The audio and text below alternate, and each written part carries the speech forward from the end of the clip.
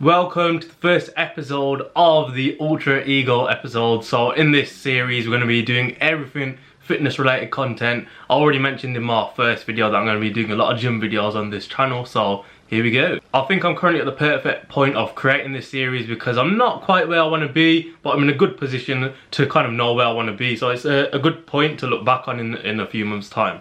And obviously, if you didn't know, Ultra Ego is a Dragon Ball Super reference to my favourite anime character of all time, Vegeta. So heading straight into this first video of the new series, we're going to be discussing my fitness journey up until this point. So growing up, I always used to be quite a skinny young man. I know people used to tease me for it, pick on me for it back in the day, in fact. Whether I'm at school, playing football with my mates, people would pick on me for it. It definitely used to destroy my confidence and the way I felt about myself, but looking back, you know, I hardly ate food. I used to exercise literally 24/7, so I can only blame myself. I did try to turn things around during my sixth form days. I started going to the gym for a little while until I found out I had no idea what I was doing. I had no idea of knowing how to understand what I'm doing, so I just completely stopped it. And then we move on from sixth form to university, which was probably the toughest point in my life, mentally, physically as well. I think physically, I hardly used to eat anything. I think some days at university, I genuinely used to get by on just eating Doritos packets all days,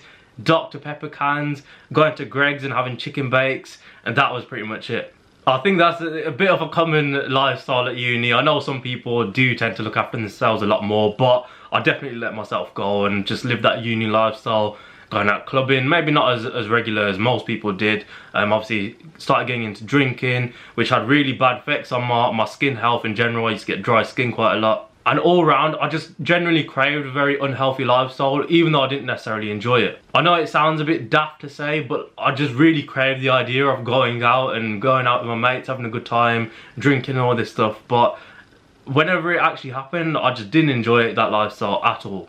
And then COVID hit whilst I was at my first year during university, and then that's when I dropped out of uni. I decided it wasn't the right path for me, and obviously I just stayed at home. Then this was the point in my life where I kind of decided, you know, I really don't want to be skinny anymore. I started seeing more YouTubers, even people like from the Sidemen, like Bazinga, etc.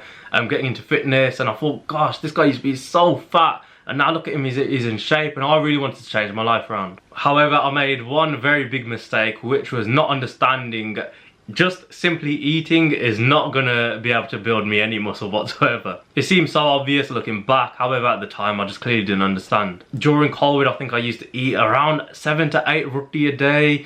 I used to have whole Pringle cans, the Texas barbecue flavour, which is amazing. I've not had it in years, but it's amazing. And all this unhealthy eating or bulking, you want to say, led me to go from around 45 kg, I want to say, to about 75 kg. Now it's obviously a very big jump, but it's one that I was happy with at the time until I looked at myself in the mirror and I thought, gosh, I'm getting a bit fattier. And what was the reason for that? So obviously I already mentioned I did no exercise whatsoever, not even a single push-up, you know. So I went from being skinny to skinny fat, which in my opinion is the worst possible build you can be. And for me, physically, I'd say that is the unhealthiest I've been in my entire life. So moving on, I did try to find a bit of a healthier diet, but I was still having that sort of unhealthy lifestyle. I wasn't exercising, I was still munching on Pringles cans, I was still eating roti like it's just nothing. So I sustained that lifestyle for a couple of years until I managed to find myself a job. And whilst I was in the office one of the days, I got my phone out whilst no other employee was there, just so I could take a picture and show my mates or my mom. And I looked at myself and I thought, oh my word, I was genuinely in disbelief at how fat I got and how ugly I got. And I know it sounds bad calling yourself these things, but looking back, I genuinely don't recognise that person whatsoever compared to myself now. So that was the moment where it hit me and I thought to myself, Anthony, get your shit together. So the next day, literally, I went for a run. I bought a Liverpool training exercise top, whatever you want to call it, one of them long sleeve ones with the thumbs, you can put your thumb through. I went for a run. And oh my word, so I planned to do 2 laps around this park, Phoenix Park, where I live, which is the equivalent of about 1,800 meters, so about a mile. I planned to do 2 laps. I only could manage 1 lap, and at the end of the lap, I was almost throwing up. I couldn't function correctly, my brain wasn't working, my whole body just felt numb. I had to lie on a bench, and looking back, honestly, oh my god, it's so weird looking back. Like, I'm in such a good fitness shape now, whereas back then, oh my gosh, I couldn't even run for about 2 minutes. So after that first running session, I quit that as well completely, and that's when I started going on Google and researching fully into fitness, how to get myself in shape from the build I was currently at. I was posting on, checking Reddit threads, checking, just ask questions on Google, seeing what answers there were. So I created myself some home workouts with customized splits obviously for each day, which you'd think was quite good, but I still didn't quite understand the concept of managing your own workout plans and all these kind of things. For example, you know, my current split is looking like push, pull, legs and arms, whereas back then when I had my home workouts, I would target individual muscle groups for each day. So I wouldn't have a push day, I would have chest day. I wouldn't have an arms day, I would have biceps, then I'd do triceps the next day. Then I would do, obviously legs is kind of all in one, I did used to have that one to be fair. Then I would have a back day, and it was just all over the place. However, what I will say is that I definitely learned how to sort of create a lot more of a balanced meal plan. I won't say it's the healthiest, but it's definitely a lot healthier than what I was eating. The only issue is I used to track calories and protein, and that is it. I had no understanding of carbs or fats or what they contribute to my body. Now, in my personal opinion, Google is absolutely not the way to go forward if you're starting up on your fitness journey. There is about a million and times a million opinions on what you should be doing with your own fitness journey, and these people have gone through their own fitness journeys, fair play to them, but whatever's worked for them might not necessarily work for you. That's a simple fact. For example, as I said, I created a lot more of a balanced meal plan for myself. However, I, believe it or not, was only having 1,300 calories a day. So like I was saying, I checked on Google, even on Reddit it would come up, you know, people with similar builds to myself, skinny fat, 70 to 75 kg mark, about 5'9". People were saying you're meant to cut, get a bit skinny so you just remove the body fat, and then that's when you bulk up. That is not the way to go. However, regardless of the fact I was only having 1,300 calories a day, I still continued to do my home workouts. But, and this is a very important thing, I felt like I had no idea what I was doing, so I eventually stopped. So the next segment we're going to touch on is my injuries. So after not training for about a year now, I managed to pick up 2 injuries, which was a hip injury and a knee injury. With the hip injury, it was a hip flexor issue, so it felt like, well, the sensation was that it kind of feels like it's popping out of place and popping back into place once I straighten my leg. Once I spoke to the physio, he said to me, "Anthony, your hip is not popping out of place and popping back into place." It made me feel a bit more calm inside, but he was explaining that it, you know, as a result of not really exercising, because I work from home, just sitting all day, staring at a desk mindlessly, typing on a laptop. So it's just a result from just unathleticness, I guess. That one I'm not really experiencing now, so that one is kind of out the way. But the biggest one is my knee injury. So this one first initially came into play where I remember I was walking up the stairs in the work office, and I felt my knee in quite some pain. I was thinking, why on earth is my knee in pain as I'm walking up the stairs? And eventually I thought maybe it's just one of them things, you know, sometimes you get a bit of pain and then it goes away the next day. But this was very consistent for the next few months. That's when I decided to go to a physio, and ever since then, you know, I've seen 4 different physios that have aggravated that same knee multiple times, and it's just been a very big problem for myself. So this knee injury was my patella or kneecap, as people say. So this was the moment where I kind of realised to myself, Anthony, get your shit together, go to the gym. Because the physio asked me one question which I still remember, such a basic question, which was, do you have access to a gym? And I sat there for a moment and I thought to myself, I'm so scared to go back into a gym, and it's just because of the bad experience I had when I first went into sixth form. Obviously I had no idea what I was doing, but in that moment I just said yes without even hesitating. As I said, I was a little hesitant in my mind, but it just kind of came out of me. I just said, yes, I do have access to a gym. even though I've not visited a gym in about 6 years. So after I did say yes to the physio about, oh yeah, I've got a gym right next to me, but I was thinking in my head, right, please make sure I can do these exercises at home. But he was showing me on his desktop or his laptop, I can't remember, the different exercises I'm gonna have to be doing, which is like barbell squats and all these things, and I was thinking I might not be able to do these at home. So this is where I thought to myself, and if you're really gonna go ahead with this, fully commit to it, you know. Don't just do it blindly, fully commit to it, you know. I've always wanted to get myself in shape, go to the gym regularly, and that's what I did. So I got in touch with an online coach. I know a lot of people prefer physios, but for me I prefer online coach, and obviously I've already experienced it now, and I came across Suck on Instagram. Now for me, he had the most relatable story by far from any online coach I was seeing on Instagram at the time. Obviously not just because we're from Wolves and we've got the same skin colour, but same sort of fitness journey where he started off quite skinny and that is what I was, and he's explaining the things he went through, and I thought that's the exact same thing I've gone through, you know. Even small things which people don't realise, like even just walking, I used to think so much, I used to be so anxious about, oh, am I walking too quickly, are my arms too close to my sides, am I looking too stiff? All these kind of things go through your head, which is crazy, but it's all just built from your physique, your lack of confidence and stuff like that. But I thought to myself, you know, I'm going to be a lot more proactive now. Literally the day I saw him, I booked a meeting on that exact same day. Literally paid him whatever money it was. After the meeting I had with him, you know, he's asked me questions about myself, what point I want to get to and all these kind of things.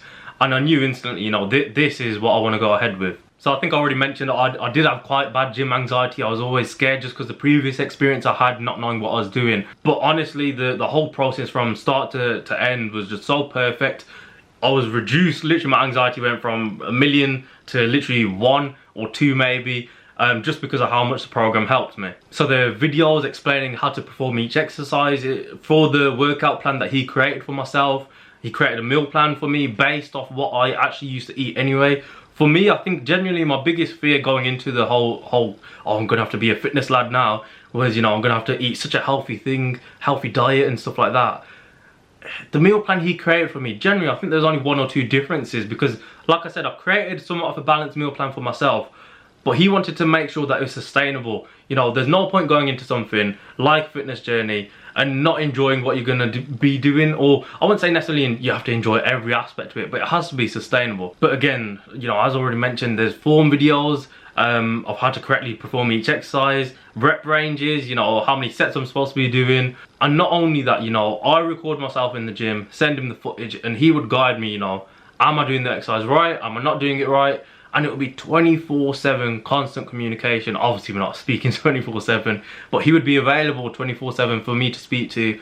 And I think the best part about it all was, it felt like I was speaking to my mate. You know, I personally don't prefer people.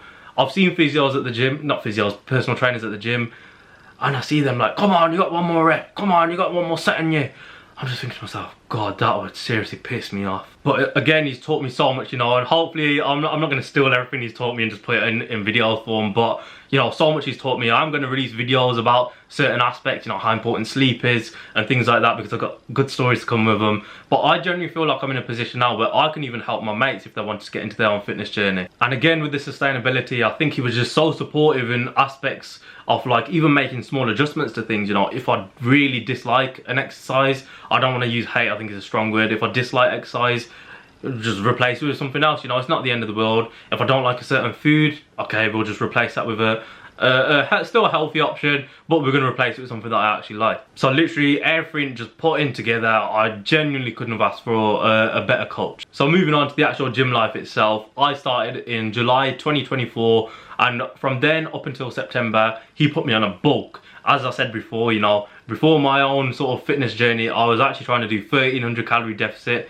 from around 75 kg, which is ridiculous looking back, you know. So he put me on a bulk to build up muscle mass, and then we're going to cut down and hopefully we were going to see some abs. So I started my bulk from 69 kg up until 76 kg, and honestly I do regret stopping my bulk there, but if I'm being perfectly honest, I did feel really unhealthy. I felt very fat. I looked at myself in the mirror and thought there's not really much progress being made here. But he was explaining to me, you know, look, stop looking on social media. You know, you see these people who are posting the most unrealistic transformations. they've been going to the gym for years, and that's why in a few months their progress looks different to mine, who's someone who's not been to a gym properly ever, you know, in my entire life. So I really needed to get out of my own head when it came to things like that. However, whilst I did understand what he was trying to tell me, you know, I still really wasn't happy with the build I was currently at. So I went from a cut from September to April 2025. So I went from 76 kg to 62.5 kg. So the whole goal for this cut was get me a six pack, get me good looking abs, but that was not possible whatsoever. Unfortunately, my base level or starting point, I was way too high off a body fat percentage. So when I did cut down, I did have abs in very good lighting, like you can see definition, and I've obviously got a couple pictures up. However, I didn't quite get that six pack. So as already mentioned, I didn't quite listen to his advice for the bulk. However, with the cut, I completely agreed with him, which was, Anthony, stop cutting below 62 kg now. That's the end point. I really don't recommend that. That's simply because I felt myself, my energy was low, I just felt really skinny. And hang on a minute, I didn't actually feel like that. I only felt like that until I started bulking again. So this is, again, it's a mental thing. You don't realise what you're kind of going through until you're on the better side of it. It sounds crazy to say. Generally, I didn't think I was that skinny. I didn't feel the lack of energy, but it was all happening. You know, I had such poor sleep. My work performance was going down. I even remember I was having a call with my manager about my work performance, and it was all because of lack of sleep and everything. But that all came from a really bad cut that I was pushing myself towards, you know, a very unhealthy cut. But that had nothing to do whatsoever with the coach. That was my own decision to be cut into that level. He did tell me, you know, we should have bulked earlier. I kind of went against it because I was really obsessed with the idea of getting a six pack. But you know, it's all a learning curve. And for any future employers out there, my manager, she didn't point out my performance was poor. She just pointed out that I was a bit more tired than usual. So I'm just leaving that out there. So going back into it, I started my bulk again from 62.5 kg up until now. And I've only got a few weeks left off this bulk. Right now, as of this morning, I weighed 81.6 kg. And again, I've just got a positive feeling about myself now. Compared to my cut, and I just feel a lot more energetic nowadays. And as of right now, I'm in a very good position to start cutting. In fact, I can cut now, but I do want to get myself just a little bit more. And on the very last day of my bulk, I'm going to eat like a pig. I've already planned out the day, meeting up with a couple of my mates, eat fat like a fat, I'm just mumbling words at this point, but I'm just going to eat like a pig. And the most important thing is though, I am going to manage this cut so much more effectively, to the point where I'm not lethargic, I'm not I'm gonna need more sleep, I've only got 3 hours, 4 hours sleep. So a lot more healthier cut we're gonna aim for. Now, one thing that I feel is very important to note is that whilst there have been ups, as I've already pointed out, there have also been a few downs. You know, I've gotten a couple times I've been ill, you know, I've had the flu a couple times. But another thing I'll say is that since I've been going to the gym, I found myself getting a lot less ill compared to when I was before going into the gym. For me, that's not a coincidence, but there's also been other reasons for lack of consistency, which is a bit of complacency during Christmas period. This was during my first Christmas as going to the gym. I was eating a bit like a pig throughout Christmas Day, and then from that point onwards, I thought, I don't need to go to the gym. No, I can eat this. I can have a pizza. Yeah, I can have a pizza the next day as well, you know, because I've been eating healthy. Do not do that. You get yourself complacent, you get yourself inconsistent. And I think some people, they actually just fully stop going to the gym once they realise how inconsistent they're getting. But for me, obviously I had an online coach, and I thought to myself, right, Anthony, you've paid so much money now, do not let yourself down. But there's been a couple other factors as well, like poor sleeping habits. And there's an incident which I'm going to discuss in another video, which still affects me to this day. So look, there's loads of factors going on that could lead to consistency, inconsistency. It's just part of a normal fitness journey, you know. So to wrap things up, we're going to be discussing my goals for 2026. The first goal is obviously end the bloody bulk, you know. I feel like I'm in a position where I'm a bit fat now. I can see my stomach getting a bit big. I don't feel, though, this is important, I don't feel ugly anymore, but I do still feel fat. The next goal is we are achieving that damn six pack. This has been a life goal since I can remember. I used to have abs when I was obviously younger, but it's just because of how skinny I was. I did used to exercise quite a bit, and I did used to put myself for a few workouts at home, you know. I used to write it down on a piece of paper do this many sit-ups, do this many push-ups. Well, obviously it weren't proper workouts, but I did used to have abs. And my third and final goal for 2026 is consistency. I think consistency is key for me achieving this six-pack. I've literally, throughout 2025, I'm going to be a bit harsh on myself and say I got complacent. I think there's loads of factors that happened in 2025 which led to a bit of complacency, but at the same time, you know, I think you shouldn't make excuses for yourself. If things happen in life, just get over it. For 2026, literally I just want to smash it. It was going very well beginning of the year, up until I managed to get myself ill again for a couple of weeks. But since then, literally straight away back onto gym. 3 minimum times a week going to the gym. I tried to go 4 times a week. Now I'm trying to go 5 times a week, just to make sure I get my knee fully recovered. But yeah, consistency, in my opinion, is going to be key for 2026. So we're officially wrapping things up there. Thank you all for watching. That is my first episode of the Ultra Ego episodes. We've got Prince Vegeta in the background with his Ultra Ego form. And yeah, we'll catch you all in the next video.